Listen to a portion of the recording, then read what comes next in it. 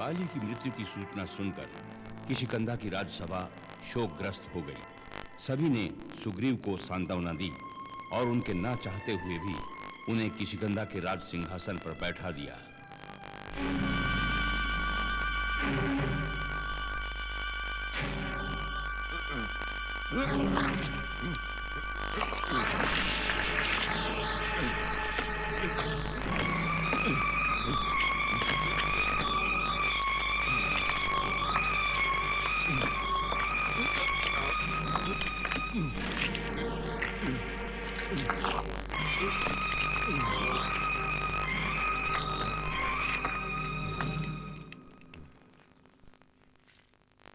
सुग्रीव कहां चला गया?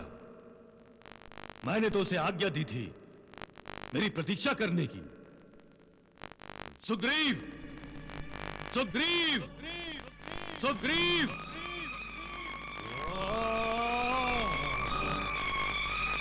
उसने मेरी अवज्ञा की और मुझे गुफा में बंद करके चला गया। सुग्रीव!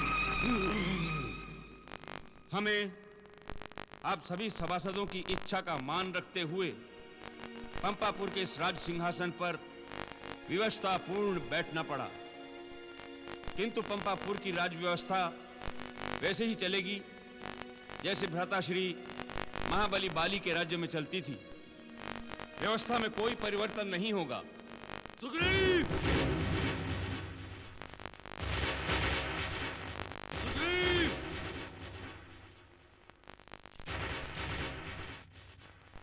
महाराज सुग्रीव, ये गर्जना तो महाराज बाली की है। अर्थात भ्राताश्री जीवित हैं? ये तो भगवान की कृपा है।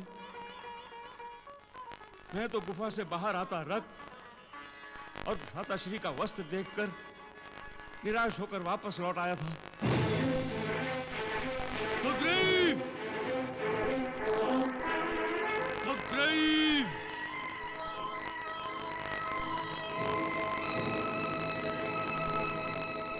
प्रणाम भ्राताश्री। आपको जीवित देखकर मुझे जो प्रसन्नता हुई है भ्राताश्री, जो आनंद मेरे हृदय को। आनंद अथवा दुख? भ्राताश्री! दुष्ट! छली! मुझे गुफा में बंद करके यहां चला आया? नहीं महाराज, नहीं महाराज बाली। आपकी आज्ञा अनुसार महाराज सुग्रीव ने 15 दिनों तक नहीं, 1 मास तक आपकी प्रतीक्षा की, उसके बाद वे लौट आए। इसलिए पंपापुर का राज हथियाने के लिए, भाई की राजलक्ष्मी का भोग करने के लिए? नहीं भ्राताश्री, नहीं। मेरे हृदय के किसी कोने में भी ऐसी भावना, ऐसा विचार नहीं था। कोई इच्छा नहीं थी संपत्ति पर अधिकार करने की। इच्छा नहीं थी और ये समझ लिया कि मैं मारा गया? नहीं भ्राताश्री, नहीं। और यदि मैं मारा भी जाता तो इस राज सिंहासन पर तेरा अधिकार नहीं, मेरे पुत्र युवराज अंगद का होता। तूने मेरे पुत्र का अधिकार छीना है। इस अपराध का दंड तुझे मिलेगा, अवश्य मिलेगा। आप जो दंड समझेंगे मेरे लिए वो आज्ञा होगी। मुझे कोई मोह नहीं है भ्राताश्री सिंहासन से। मैं तो आपका छोटा भ्राता, आपका दास ही रहना चाहता हूँ। आप सिंहासन पर विराजिए। नहीं! एक बार शासन सत्ता का सुख भोगने के बाद यदि वो सुख उससे छिन जाए तो उसे पुनः प्राप्त करने के लिए शासक विद्रोही बन जाता है। सुग्रीव अब विश्वास के योग्य नहीं रहा और मैं विद्रोही को पलटने देने का अवसर ही नहीं देता। गदा उठाओ सुग्रीव, मैं तुझे अवसर देता हूं। मुझे पराजित कर और पंपापुर का स्वामी बन जा। नहीं भ्राताश्री। गदा उठाओ सुग्रीव। नहीं। गदा उठाओ सुग्रीव, मैं कहता हूं गदा उठाओ।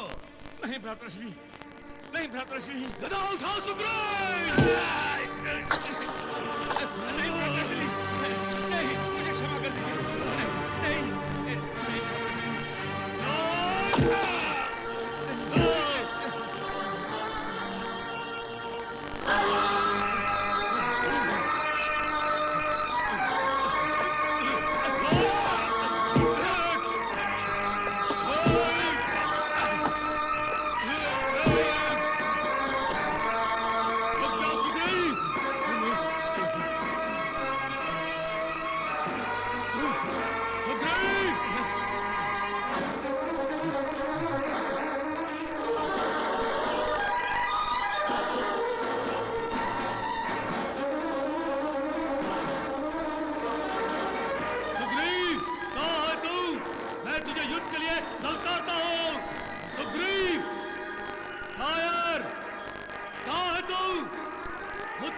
कर।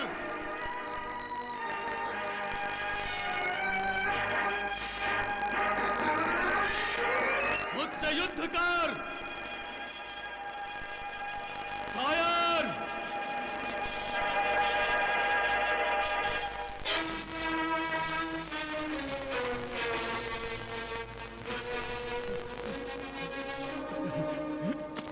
ऋषिवर, ऋषिवर, मुझे आसरा दीजिए, मुझे आसरा दीजिए ऋषिवर। कौन हो तुम?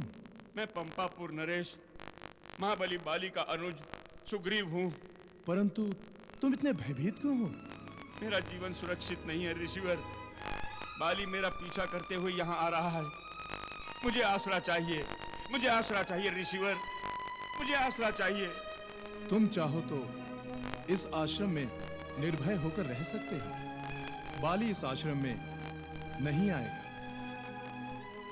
वो जो किष्किंधा पर्वत की श्रेणी तुम देख रहे हो, उसी में ऋषिमुख पर्वत है जो बाली के लिए प्रतिबंधित है।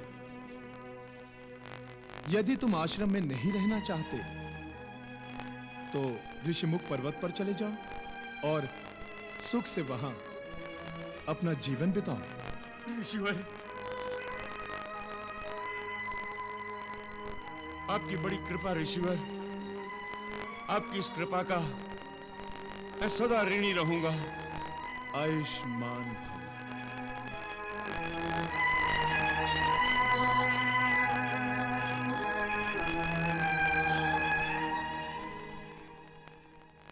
नारायण नारायण। प्रभु, ये वही सुग्रीव है ना जिसके द्वारा आप श्री राम की सहायता करने वाले थे? किंतु ये तो राज्य से ही निर्वासित कर दिया गया है। अब ये कैसे श्री राम की सहायता करेगा? देव ऋषि, शीघ्र सुग्रीव की भांति ही श्री राम भी निर्वासित होंगे।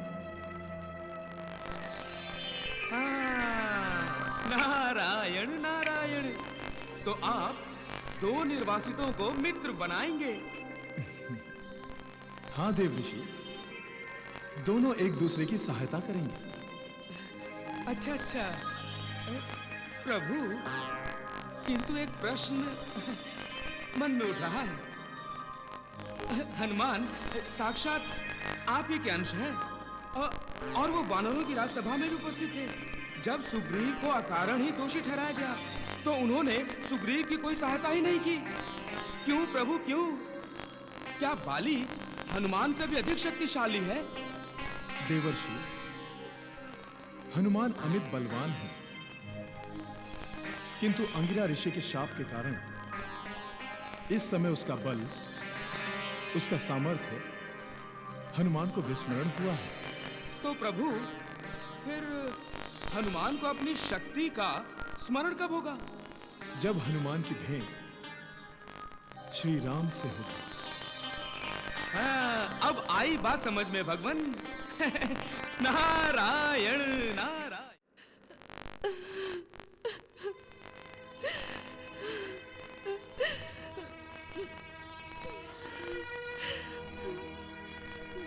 मंदोदरी,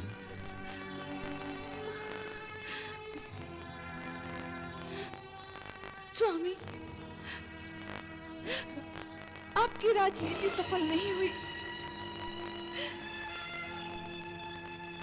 जिस प्यादे से आप शत्रु राजा को शह और मात देना चाहते थे, वो प्यादा ही नष्ट हो गया। इसके लिए तुम्हें अश्रु बहाने की कोई आवश्यकता नहीं है। मेरा भाई युद्ध में मारा गया है और मैं विलाप भी ना करूं, अश्रु भी ना बहाऊं।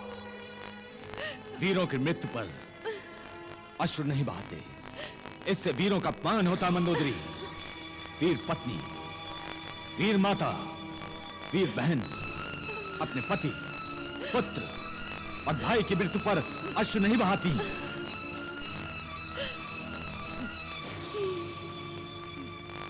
ओझ डालो अपने आंसू।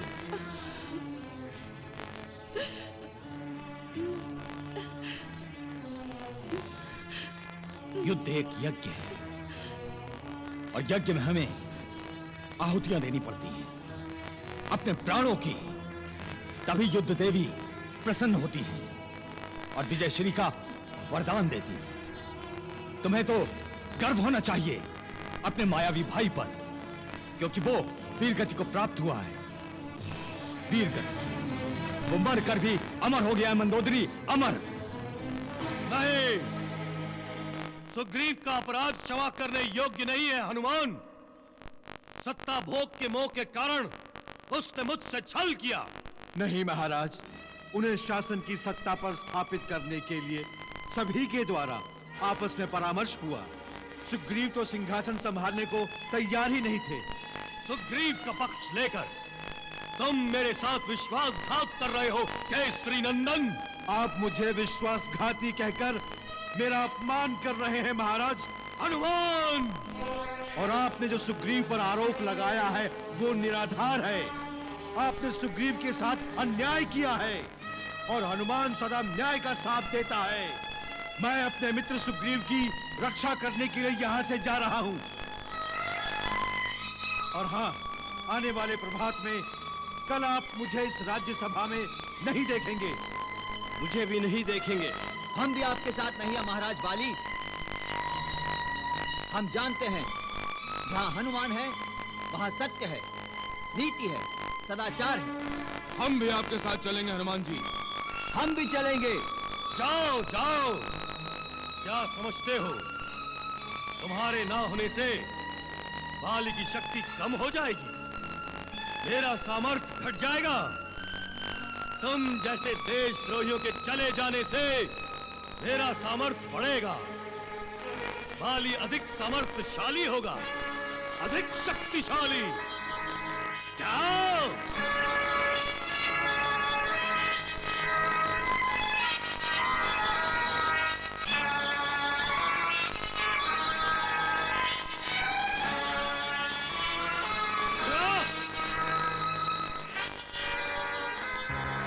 मित्र सुग्रीव, महाराज सुग्रीव, सुग्रीव, महाराज सुग्रीव, मित्र सुग्रीव, महाराज सुग्रीव, महाराज सुग्रीव, सुग्रीव, सुग्रीव, मित्र सुग्रीव, महाराज सुग्रीव, सुग्रीव। महाराज सुग्रीव के बारे में कुछ भी पता नहीं चल रहा है। यहाँ भी दूर दूर तक कहीं भी दिखाई नहीं दे रहे हो। हमें उन्हें चारों दिशाओं में ढूंढना होगा। पिताश्री, यही वो स्थान है जहां महाराज बाली ने दुंदुभी दैत्य को मार फेंका था। फेंकने से तुम्हारा क्या तात्पर्य है पुत्र? पिताश्री, दुंदुभी दैत्य महाराज बाली से युद्ध करने गया था। महाराज बाली ने उसका वध करके उसे पर्वत पर फेंका। जब फेंका तो उसके रक्त के छींटे मतंग ऋषि के आश्रम में जा गिरे। और जब रक्त के छींटे मतंग ऋषि के आश्रम में गिरे तो मतंग ऋषि की तपस्या भंग हो गई। तब मतंग ऋषि ने उसे श्राप दिया कि जिसके कारण मेरी तपस्या भंग हुई है, यदि वो आश्रम के चारों ओर फैले इस ऋषि मूक पर्वत पर पांव रखेगा तो उसका सर फट जाएगा और सर के टुकड़े टुकड़े हो जाएंगे। यदि सुग्रीव को इस शाप का पता है हनुमान, तो सुग्रीव के लिए यह स्थान बहुत सुरक्षित है। वो यहीं कहीं होंगे। चलिए चलकर किसी आश्रम वासी से पूछते हैं। चलिए। चलिए चलिए।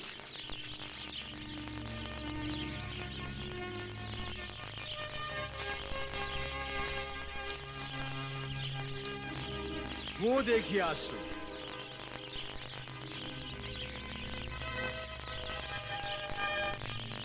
यही मतंग ऋषि का आश्रम होगा। हाँ चलिए। हाँ, चलिए देखते हैं।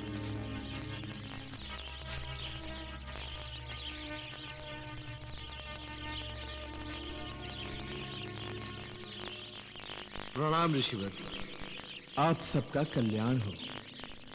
महात्मन, मैं सुग्रीव का मित्र हनुमान और ये है मेरे पिता यूथपति केसरी।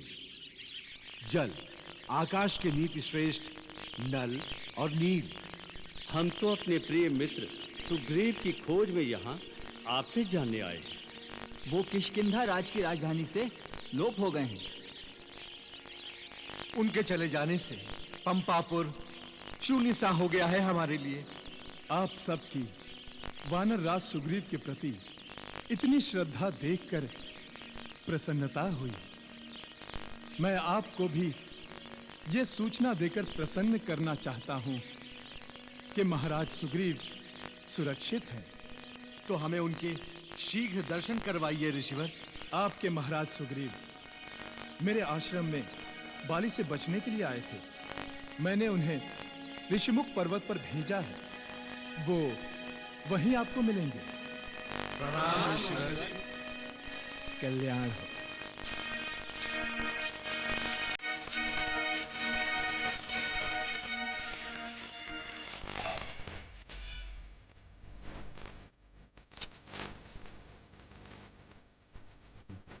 मित्र हनुमान, मित्र हनुमान, मित्र सुग्रीव।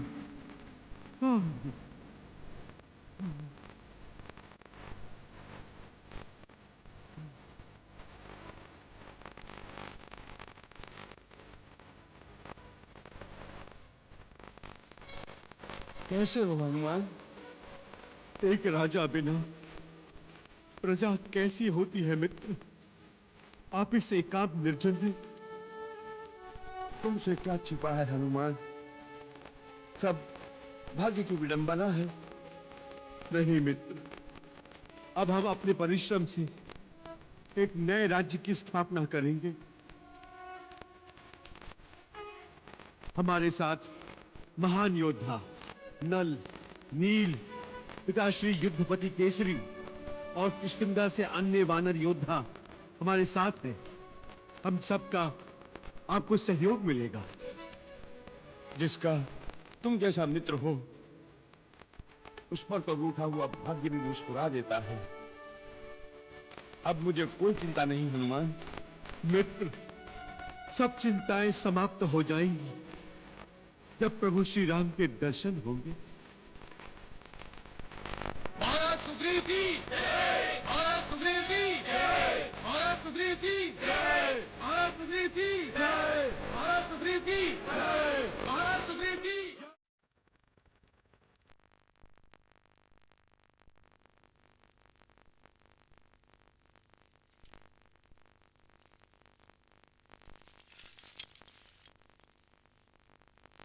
श्रेष्ठ सभासदों, आप सब जानते हैं कि महाराज आयु के चौथे चरण में पहुंच गए हैं। अब वो वानप्रस्थ और सन्यास का आश्रय लेकर अपने आध्यात्मिक उन्नति के लिए साधना करना चाहते हैं। इस सभा का आयोजन महाराज द्वारा किए गए निर्णय की पुष्टि के लिए है। आप सबकी अनुमति लेकर महाराज अपने ज्येष्ठ पुत्र राम को राज्य का सारा भार सौंपना चाहते हैं। हम सहमत हैं। अति उत्तम निर्णय है। राम ही आपके उत्तराधिकारी है। राम में स्वामी और सखा दोनों रूप है। और यही सबसे उत्तम गुण है राम का। महाराज, सारी सभा का समर्थन आपके साथ है। आप राम अभिषेक की तैयारी कीजिए।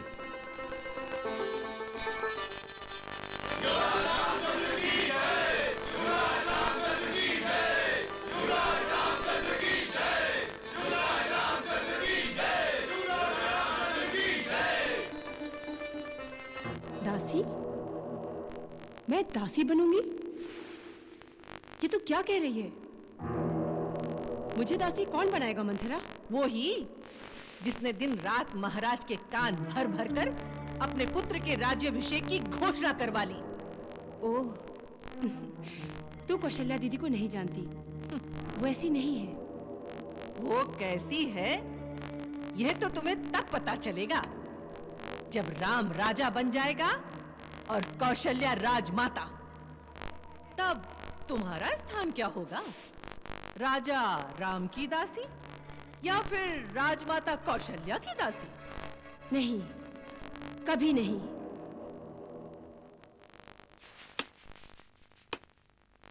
तुम चाहो तो तुम राजमाता बन सकती हो।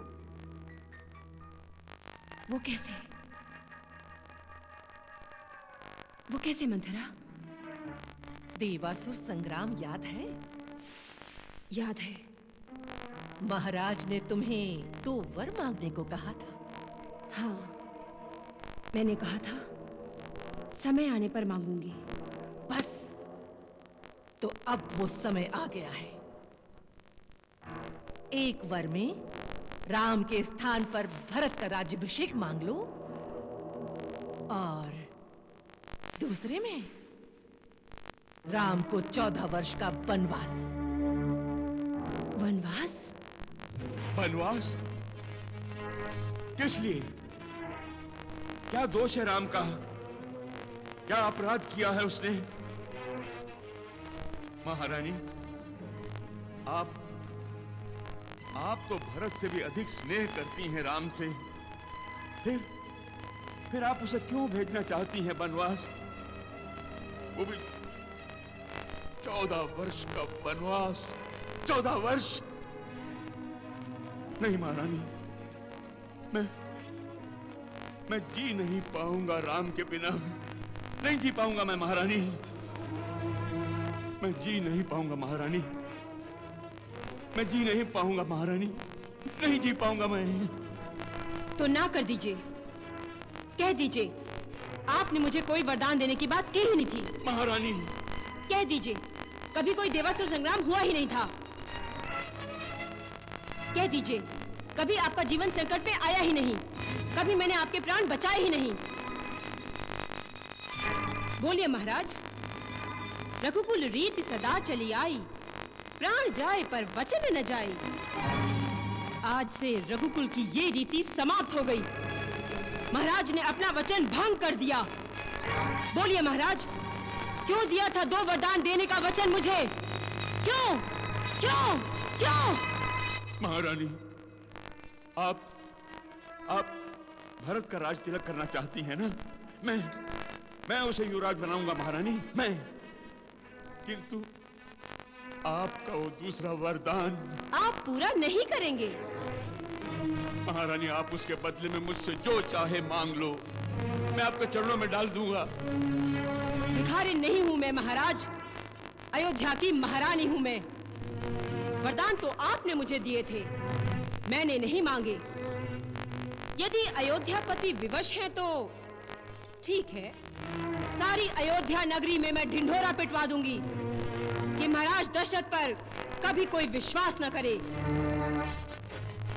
कोई उनके वचनों को सत्य न माने, कोई रघुवंश की कीर्ति का यशगान न करे। मैं स्वयं चिल्ला चिल्ला कर कहूंगी, महाराज की शपथ झूठी है, महाराज का वचन झूठा है, महाराज का मन झूठा है। जो राजा अपनी रानी, अपनी महारानी से, अपनी सबसे प्रिय महारानी से धोखा कर सकता है वो कैकेयी, तुम मुझसे मेरा मस्तक मांग ले, मैं अभी इसे काट कर तेरे चरणों में रख दूंगा। किंतु राम का वनवास मत मांग राम का वनवास। मैं उसका विरह सह नहीं पाऊंगा कैकेयी। मैं राम के बिना नहीं जी पाऊंगा। मैं मर जाऊंगा कैकेयी। राम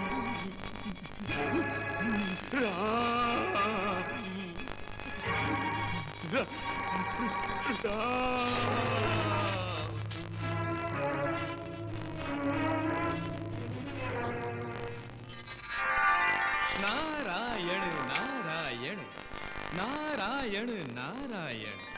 भगवान को देवराज इंद्र का प्रणाम।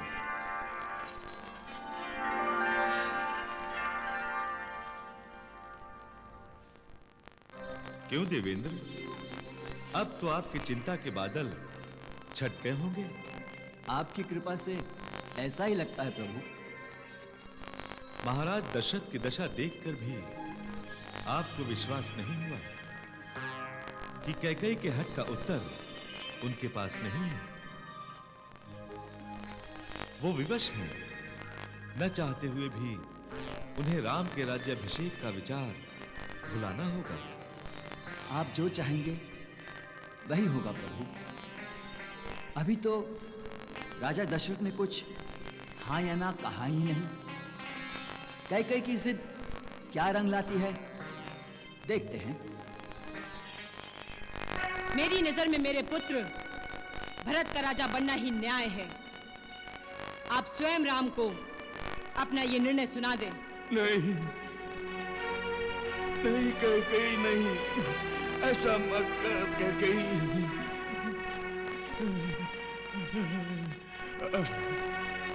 मंथरा।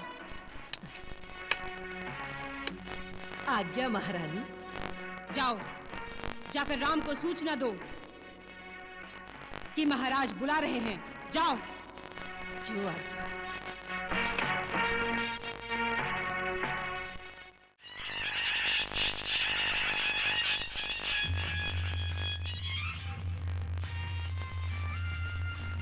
सीते,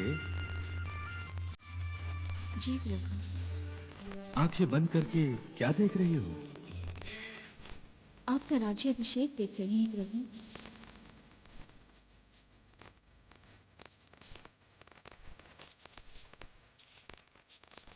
मैं आपके पास बैठूंगी। आर्य भरत आपके चरण धो रहे हैं।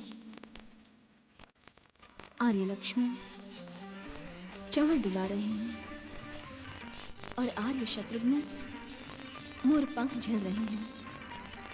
आपकी जय जयकार हो रही है प्रभु, आपकी जय जयकार हो रही है। किंतु किंतु क्या? किंतु पिता श्री दशरथ कहीं नजर नहीं आ रहे प्रभु।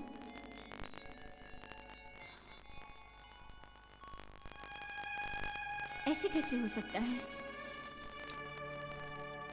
आपके राज्याभिषेक में पिता श्री दशरथ तो होंगे ही ना प्रभु।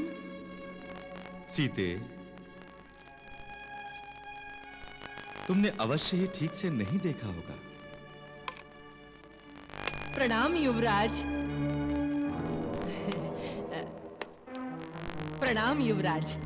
प्रणाम युवरानी। माता मंथरा, मुझे प्रणाम करके आप मेरा उपहास कर रही हैं। आपने तो हम चारों भाइयों का लालन पालन किया है, हमें ममता दी है। प्रणाम तो हमें करना चाहिए, आपको तो आज्ञा करनी चाहिए। सीते, माता मंथरा बहुत करुणामयी और दयालु है। प्रणाम माता, आशीर्वाद दीजिए। सौभाग्यवती भव। मुझे आशीर्वाद नहीं देंगी? माता, पिता के आज्ञाकारी पुत्र हो। कितना महान आशीर्वाद दिया है आपने मुझे, मैं धन्य हो गया। आज्ञा कीजिए। राम, महारानी कैकेयी के कक्ष में महाराज दशरथ आपकी प्रतीक्षा कर रहे हैं। पिताश्री मेरी प्रतीक्षा कर रहे हैं? सीते, मैं पिताश्री से मिलकर आता हूं।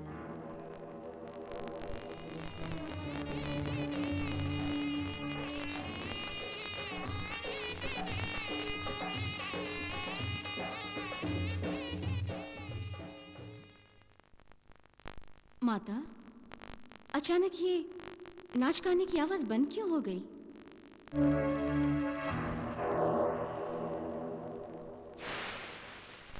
माता, इतनी सी बात। भरत का राज्याभिषेक और मेरा वनगमन, यही दो वर। हाँ, यही दो वर। भरत तो मेरा इतना प्रिय भ्राता है कि उसके लिए अयोध्या का सिंहासन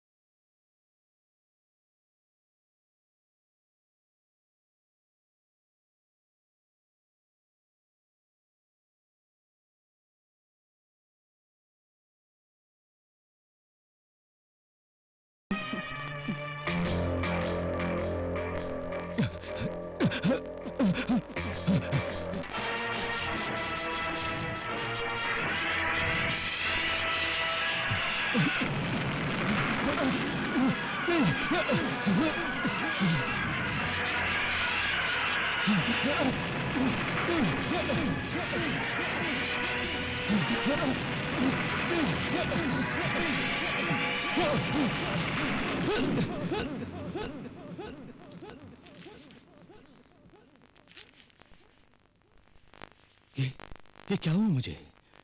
क्या मैं सपना देख रहा था?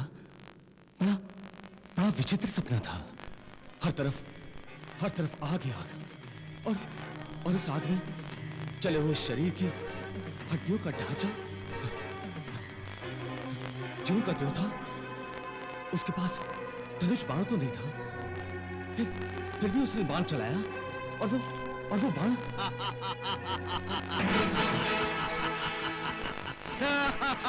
लगता है शनि को फिर से हंसी का दौरा पड़ गया।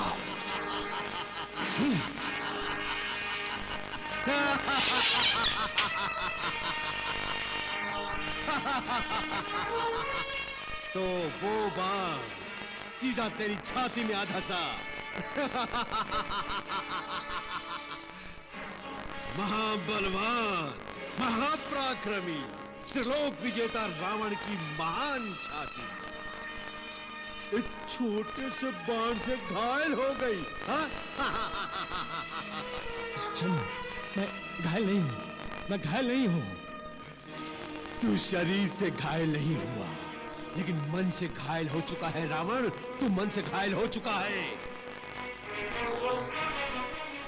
ये तो केवल सपना देखा तूने, लेकिन ये तेरी मृत्यु का संकेत है रावण, तेरी मृत्यु का संकेत है। मृत्यु इशारे से तुम्हें अपने पास बुला रही है। चलिए। क्यों भय लग रहा है मृत्यु से?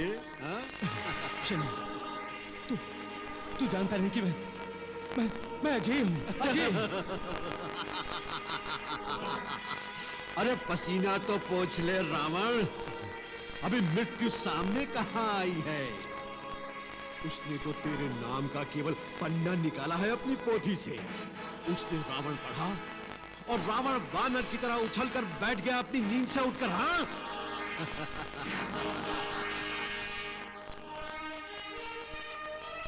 जीवन कितना प्यारा है तुझे रावण। शनि, तू चुप रहेगा कि नहीं? मैं तो चुप हूं।